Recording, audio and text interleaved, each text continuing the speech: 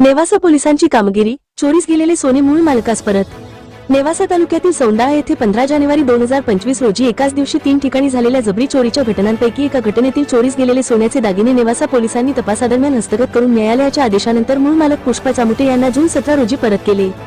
या तिन्ही चोरीच्या घटनांची फिर्याद स्वप्नाली बाबासाहेब आरगडे यांनी नेवासा पोलीस ठाण्यात दिली होती। दुपारी 2:30च्या सुमारास 2 अनोळखी व्यक्तींनी 3 ठिकाणी जबरदस्तीने चोरी करून एकूण 7 तोळे सोन्याचे दागिने आणि रोख रक्कम असा मुद्देमाल चोरून नेला होता।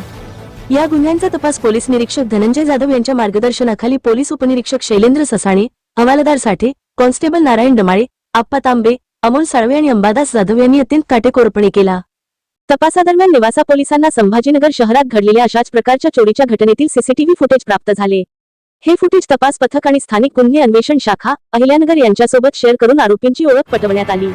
त्यानुसार आरोपी सचिन ईश्वर भोसले राहणार बेलगाव तालुका कर्जत व गाड्या उर्फ गाडेकर झरक्या चव्हाण राहणार नागझरी तालुका गेवराई जिल्हा बीड हे सराईत गुन्हेगार असल्याचे निष्पन्न झाले। स्थानिक गुन्हे अन्वेषण शाखेच्या पथकाने सदर आरोपींना अटक केली। सौंदाळा येथे जबरी चोरीमध्ये चोरून नेलेले सोन्याचे 7 ग्रॅम वजनाचे दागिने आरोपींकडून हस्तगत करण्यात आले। हे दागिने परत मिळवण्यासाठी मूळ मालक पुष्पा चामुटे यांनी नेवासा न्यायालयात अर्ज केला होता। न्यायालयाच्या आदेशानुसार हे दागिने त्यांच्या ताब्यात देण्यात आले। या घटनेतील इतर चोरट्यांकडून चोरी गेलेल्या सोन्याचा तपास अद्याप सुरू असून फिर्यादी स्वप्नाली आरगडे यांच्या बाबतीतील तपासही पोलीस करत आहेत। नेवासा पोलिसांनी दाखवलेल्या तत्परतेमुळे चोरीस गेलेले मौल्यवान दागिने मूळ मालकास परत मिळाले असून नागरिकांमधून पोलीस दलाच्या कार्याची प्रशंसा होत आहे।